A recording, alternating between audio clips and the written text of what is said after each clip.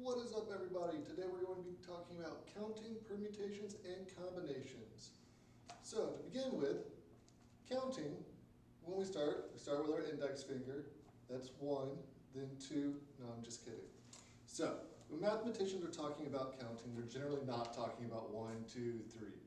They're generally talking about we have related sequences of things, and we want to know how many possible combinations of end results there are.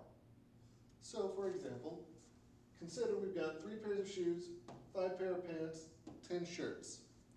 How many different outfits are there? So if an outfit is going to be 1 pair of shoe, 1 pants, 1 shirt, how many different possible outfits could we make using this? 150. How do I know that's 150? Well, it's by this thing behind me, the fundamental counting principle. And what the fundamental counting principle says is basically, let's imagine we have this end event in mind. And it's a string of sequences that are going to be related in some way. Now, each one of these sequences has something that allows you to make a couple of choices in it. If that's the case, then you're going to multiply each number of possible choices in each sequence to find out what the total number of possible end results are. So, looking at this, what I'm saying is we've got a sequence, the pair of shoes, we've got a sequence, the number of pants, and shirts. Well, there's 3 possible choices for shoes. There's 5 possible choices for shirts, or for pants, I mean, and 10 for shirts. If that's the case, then 3 times 5 times 10 is 150. So you might be looking at this and being like, well, why do I care? Well, you might care because it's a lot better than doing something like this. Let's imagine in this case, we've got 3 possible sets of choices we're going to be faced with. The first is choosing between red or green. The second is choosing between purple, yellow, or magenta. And the final choice is choosing between blue or tan. There's 12 possible outcomes there, but it would suck to have to draw it out every time, wouldn't it? So instead, we can apply this fundamental counting principle and say, all right, so there's 2 possible choices here, 3 here, and 2 down here. 2 times 3 is 6, times 2 is 12. And this is why we use the fundamental counting principle. This is the idea that mathematicians are getting at when we talk about counting. It's not 1, 2, 3, 4, no. It's given a sequences of events. In each of those events, you have so many number of choices. How many different possible ways are there for those sequences to end? How many possible collection of choices could you make that end in uniquely different results? That's what all of this is about. Having said that, let's look at an example. Now, looking at this particular example, what we've got is a phone number. You're going into the shop and you want to change your phone number to something, right? Well, we might ask ourselves, how many possible phone numbers are there to choose from for us to possibly get, right? Well, to find out, the first thing we need to do is to recognize that the first number of the area code can't be 0 or 1. And the first number of the local phone number can't be 0 or 1. Every other number can be anything from 0 to 9. So these first 2 values have to be from 2 to 9, and every other value can be from 0 to 9. If that's the case, that means here, in this first value, we've got 8 possibilities. Second value, we have 9, and then the next has 9. Here we have 8 possibilities, 9,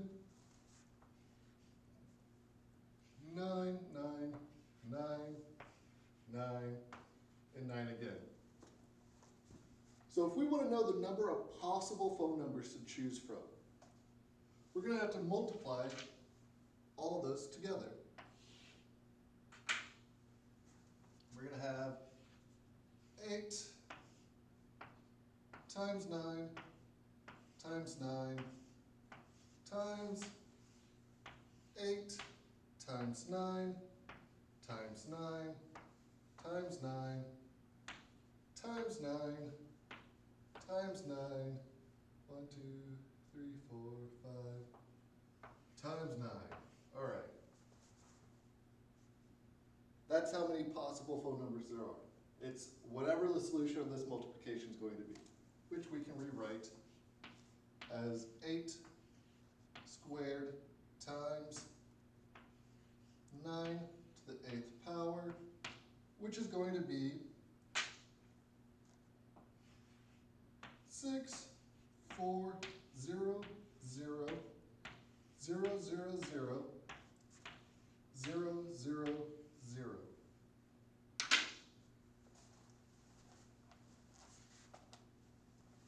Find out the number of possible phone numbers there are that you could end up with, assuming that the area code, the first digit of the area code, and the first digit of the local phone number can't be 0 or 1. Assuming that, then the number of possible phone numbers is this giant number. And the way we found that was by saying, all right, how many numbers could we choose from in the first digit, second, third, fourth, fifth, sixth, all the way through to the 10th digit. And then we said, all right, let's multiply those possible number of choices to find out what the total number of possible choices is. This is the idea of what the fundamental counting principle looks like. We're just multiplying things together to figure out what the number of choices possibly are. Having said that, let's move on to factorials and the differences between permutations and combinations. Quickly reviewing the factorial. Factorial is written as a number followed by an exclamation point. And all it means is we're going to take that number times the previous number times the previous number, so forth and so on until we get to 1. Having said that, we can't just put any number into the factorial. It has to be a whole number. So we can't put 3.3 into the factorial. We can't have 3.3 factorial. That doesn't make sense. But we could have 3 factorial, or we could have 4 factorial. Having said that, looking at 4 factorial, 4 factorial is equal to 4 times 3 times 2 times 1, which is equal to 24. 12 factorial, 11 times, my bad on that. 12 factorial is equal to 12 times 11 times 10 times 9 times so forth and so on, 3 times 2 times 1. And 5 factorial would be 5 times 4 times 3 times 2 times 1, which is equal to 120. Notice though, this 4 times 3 times 2 times 1, well, we could rewrite that as 4 factorial, couldn't we? And if that's the case, then we can rewrite 5 factorial as 5 times 4 factorial. And we can do this on and on and on for as long as we want. But generally, this is the whole idea of the factorial. It's just numbers successively being multiplied. From n all the way back down to 1. And we can do this trick, like I was saying, with breaking up the factorial however we please. We could have broken up as 5 times 4 times 3 factorial, or we could have broken it up as 5 times 4 times 3 times 2 factorial, however we want to do it. Having said that, let's turn our attention over to this. These permutations of A, B, C, D, taken 3 at a time. In here, what this is all the different possible permutations of A, B, C, D, where we're only allowed to choose 3 of them at a time. Having said that, each one of these rows, each one of these columns, they represent a particular combination. In each row of those columns represents a permutation of that combination. So all these together, all 24, all of them are the permutations of A, B, C, D, choosing 3 of them at a time. Each of the columns is a combination of A, B, C, D, choosing 3 of them at a time. In each row of each column is a permutation of that combination.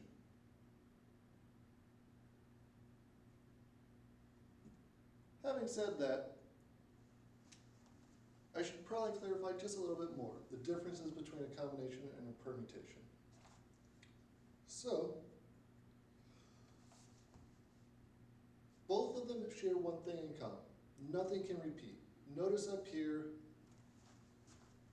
ACD doesn't repeat. Like, there's no other ACD down here.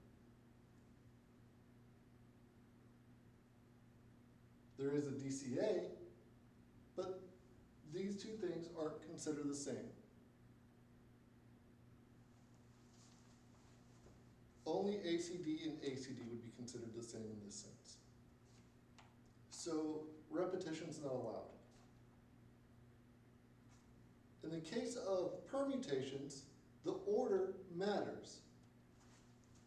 ACD and DCA aren't considered the same things because they're in different orders. But in the case of combinations, orders do matter. So again, the permutation of A, B, C, D, choosing 3 of them at a time, it's 24.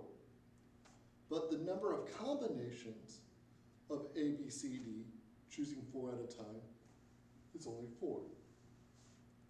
The number of combinations would be or the combinations, I should say, would be ABC, ABD, ACD, BCD. So let's look at these more closely. Before we go any further, I really quickly want to clarify something I had just said a minute ago. I was talking about how things can't repeat in combinations and permutations. What I was trying to say, what I should have said, to make things more clear, is that in our bag of goodies, whatever we're pulling out of, once we pull something out of it, it's gone. We can't choose it a second time, or a third, or a fourth, or a fifth. So looking back at that previous example of choosing 3 items from A, B, C, D, we couldn't choose A all 3 times. We can't choose A twice. We can only choose it the one time and only the one time. Because of that, here we have 4 possible choices, or 4 possible things to choose from. Here, we have only 3, because we just pulled one of them out of the bag. Maybe I picked A, so now I'm just left with B, C, D here. Maybe I choose D here, so I'm just left now with B, C. Because of this, the number of possible outcomes here is going to be 4 times 3 times 2, or just 24 possible outcomes. Having said that, I just talked about how that was the number of permutations of in things taken at R times, right? In the previous chalkboard demonstration, I had said that all of those were the number of permutations of 4 things taken at 3 at a time. So what does this formula look like? Well, this formula, the permutation of n things taken r at a time, is n p r equal n factorial divided by n minus r factorial.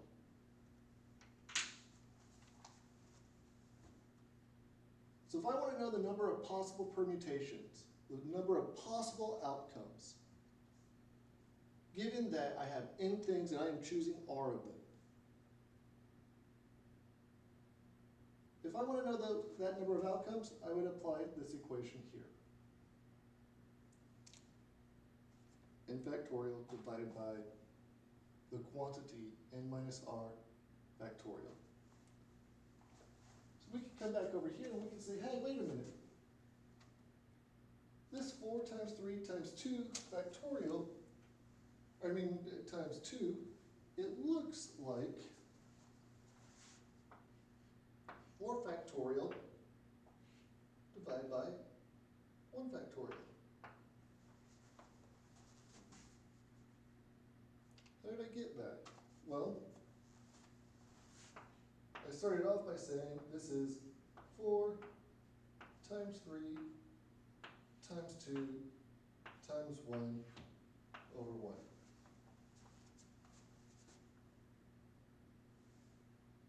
And this 1 factorial, well, it looks like 4 minus 3 factorial.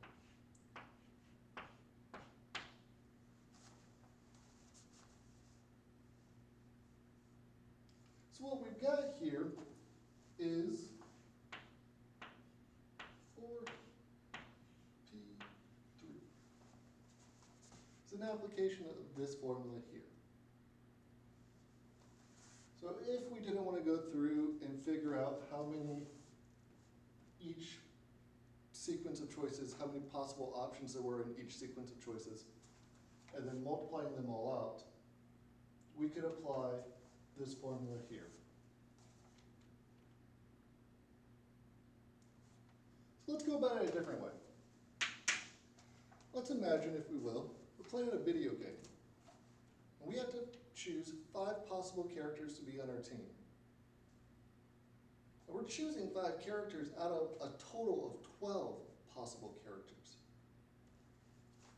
So what we're doing, we're saying we have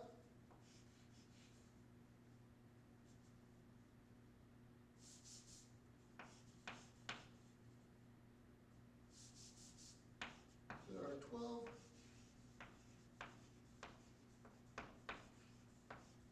possible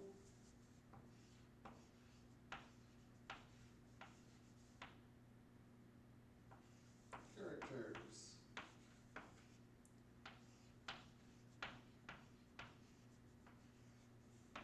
Choose 5 of them. We want to know the number of permutations of teams there are. So we're going to choose 5 of these characters. And we want to know, like I said, the number of permutations of teams there are. If that's the case, we're going to say we've got 12 P5, which is equal to, we're going to put 12 in for the N.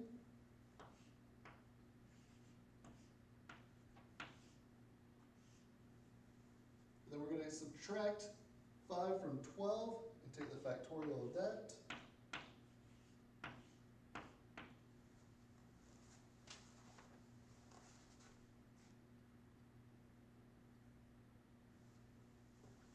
So we can rewrite this now as 12 factorial divide 7 factorial.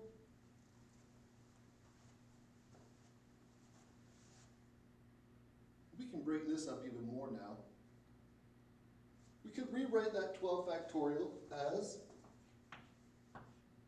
12 times 11 times 10 times 9 times 8 times 7 factorial all divide by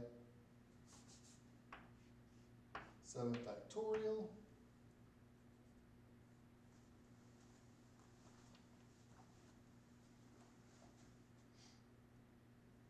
We'll notice now this 7 factorial and that 7 factorial cancels.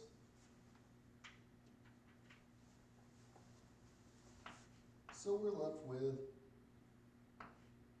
12 times 11 times 10 times 9 times 8 is equal to 12p5.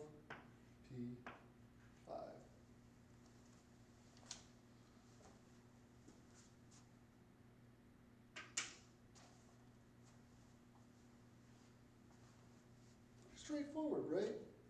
So just really honestly applying this equation, this formula here. Having said that, this wasn't the case where our choices don't have possibilities for repetition.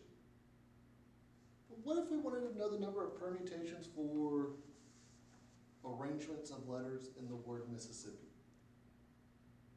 So how many possible permutations of the letters M-I-S-S-I-S-S-I-P-P-I are there?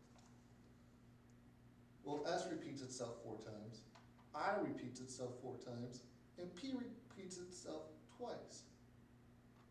How do we handle that? We can't quite apply this. So what do? I'll show you. Before we answer this question of how many distinct permutations exist of the letters in Mississippi, we first need to talk about permutations with duplications. Given that we have some set of choices that we can make, and we're going to make them in a sequence, right? So we have choice 1, 2, 3. If we have n items, P are identical, Q are identical, R are identical, etc., etc., etc., then the number of distinct permutations would be n factorial divided by P factorial times Q factorial times R factorial, etc. So for every set of repetition, we need to take the factorial of it and put it in our denominator. That's all this is saying. Now, applying that to Mississippi, there's a total of 11 numbers, that's n. M only occurs once. I occurs 4 times. S occurs 4 times. P occurs twice.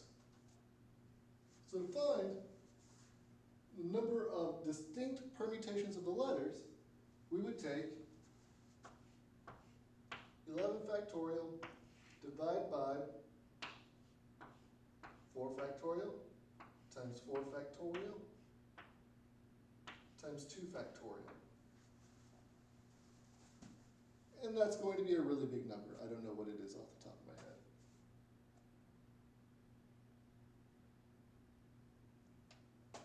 head. Having just looked at that example, let's look at this other one. The number of distinct permutations of the letters in Ramanujan. Before I go into this problem, just some quick history about who Ramanujan is. He's one of the most famous mathematicians in the 1800s. If you haven't had a chance to watch the Man Who Knew Infinity, stop this, go watch it now. Ramanujan is a giant in mathematics who died at a really young age and had a horrifically tragic life. He was discovered by an English mathematician by the name of Hardy. And the way all of this works out is Ramanujan is living in India during the times of occupation. So India is under the occupation of the empire at the time. And he writes all these letters off to different mathematicians all over Europe. He had basically taught himself calculus. He was trying to get input on some work he was working on. So Hardy happens to be one of these mathematicians that gets a letter from Ramanujan, and he throws it off to the side thinking, ha ha ha, it's a joke from a friend of his, Littlewood, who's also another very interesting figure in mathematical history. So Hardy and Littlewood are great friends, and like I said, Hardy is convinced that this is a prank being played on him by Littlewood. So he confronts Littlewood and he's like, ha, ha, ha, nice try. And Littlewood basically looks at him and is like, what are you talking about? I have no clue. What's going on? I don't know. So Hardy goes along with this and is like, yeah, I'm sure you don't. Until he eventually realizes that Littlewood is being honest about this, right? And in that moment, Hardy realizes that whoever Ramanujan is, this guy's a giant waiting to be discovered in mathematics. Again, discovered. So he writes Ramanujan back and basically pays for a ticket for Ramanujan to get from India to the UK. Ramanujan gets to Trinity College and meets Hardy and goes through this huge, long, arduous process of learning how to write proofs correctly, learning what different proof techniques are, et cetera, et cetera, et cetera. Again, this is while India is being occupied by the UK, and as a result, there's a lot of racial tensions at this time. UK citizens, particularly white UK citizens, did not see people native to India as being their equal. Basically, the university was super racist. As a result, while Ramanujan is going through all of this, he's also having to fight institutionalized racism at his university. So he goes through the process of learning all of this and eventually applies for a fellowship, which is at that time much bigger than what it appears to be today. What it means to be a fellow at Trinity College is just, you're somebody. Well, to get recognized, he has to go through all of these hurdles that are put in his way only because of his race and ethnicity. He eventually overcomes it, only to receive his fellowship a few years prior to dying from TB. This whole time, he's also separated from his wife and his mother back in India. Again, the story is truly harrowing. Take the time to go watch The Man Who Knew Infinity. It is a true story and an amazing story. There are few figures in history that I can think of that are as awe-inspiring as Ramanujan. All of that aside, getting back to this. So, if we're going to go ahead and try to find the number of possible permutations, we need to count the number of letters, and we need to know how many letters are repeated. Let's go ahead and do that. R occurs only once. A occurs 1, 2, 3 times. M occurs only once. N occurs twice. U occurs once. And J occurs once. So there's a total of 1, 2, 3, 4, 5, 6, 7, 8, 9 letters in his name.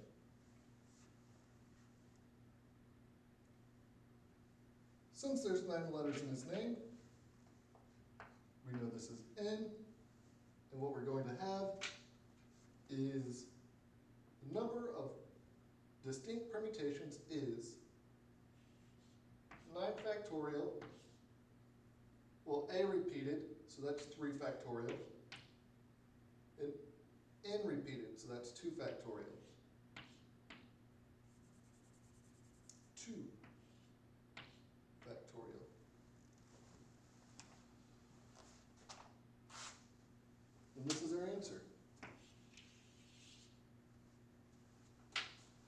Again, I don't have that number worked out because it is a giant number.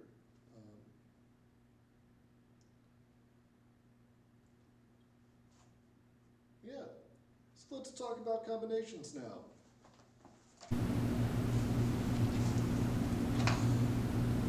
So for this next bit about combination, let's start by imagining we're at an ice cream shop, right?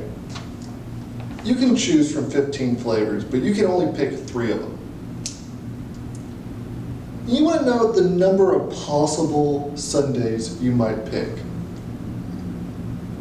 Well, you don't want to calculate the permutation because the order of the ice creams that you pick, it doesn't really matter, right? If you pick strawberry, chocolate, vanilla, it's no different than if you picked chocolate, vanilla, strawberry. And those are the same sundaes, same flavors, everything. So we don't want to calculate the permutation of 15 taken 3 at a time. No, we don't want to calculate the permutation. Instead, we want to calculate the combination. And to calculate the combination of n things taken R at a time, which we write NCR, we calculate n factorial divided by the quantity n minus r factorial times r factorial. So for our ice cream example, if we've got 15 possible choices, but we're only choosing 3 of them at a time, what we've got is n and r. So the number of possible combinations is going to be 15 factorial divided by 15 minus 3 factorial times 3 factorial. Well, we can reduce this a little bit. This is going to be 15 factorial divided by 12 factorial times 3 factorial. We could reduce this a little bit more. This is going to be 15 times 14 times 13 over 3 factorial. And again, really big number. I didn't calculate it by hand. Don't plan on doing it right here, right now. So this is the idea of taking combinations. If we've got n possible number of things and we're taking them at r at a time, so we're choosing r of them, then the number of possible combinations is n factorial divided by n minus r factorial times r factorial.